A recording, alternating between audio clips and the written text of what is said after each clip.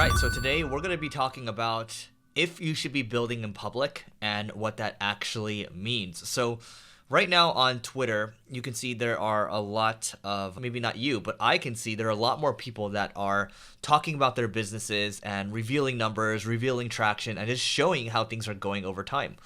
And what happens is the people that are interested start to tell other people, and a crowd starts to gather whether to see if this thing is going to succeed or if it's going to fail. It's like watching The Bachelor or The Bachelorette, where you want to see how things develop over time.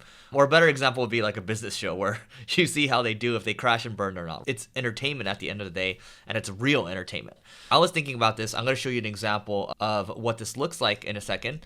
But if you think about it, it makes a lot of sense because people talk about, I've talked about on this channel, you got to be the one-man media company. Everyone's trying to build an audience right now. And if you want unique content, why don't you go ahead and build in public? Everyone talks about, oh, I want to start this shoe company, this e-commerce company, this software company, this food delivery company, whatever it is exactly.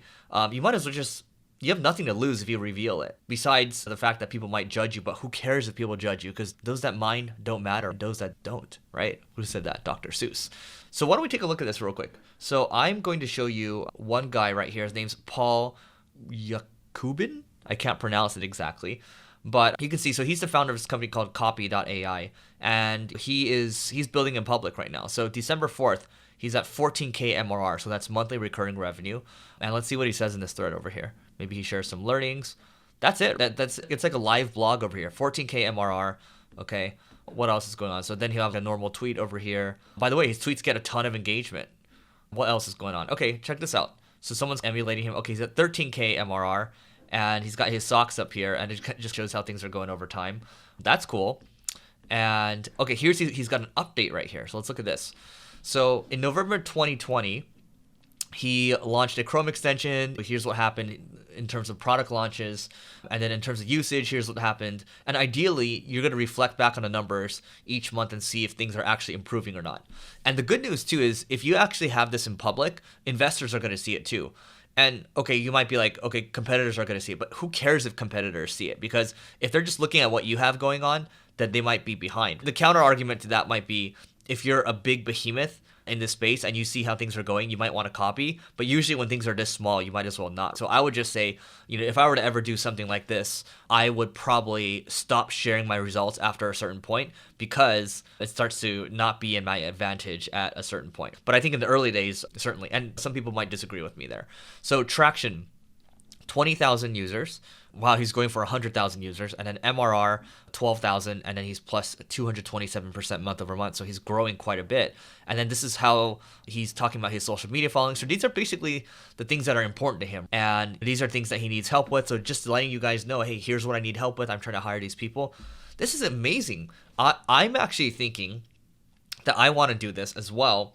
If you can drop in the comments or tweet at me if you'd like to see me do this, because I work on a host of different projects and I jump around helping my different operators on the different projects, but it seems to make sense to do this, and I love the idea. I'm going to reveal some numbers around some of the smaller projects that we have going on. ClickFlow right here, I have this pulled up right on my screen, so you can see ClickFlow in January 2020, we did 18,000 in monthly recurring revenue.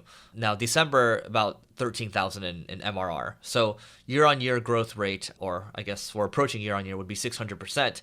That's good. And the reason you might be asking, so now I get to elaborate a little bit, why things haven't been even faster is because we've spent a lot of time overhauling our backend and making sure we can launch features faster. And here's another thing that we have going on that we're building in public. Marketing School Pro.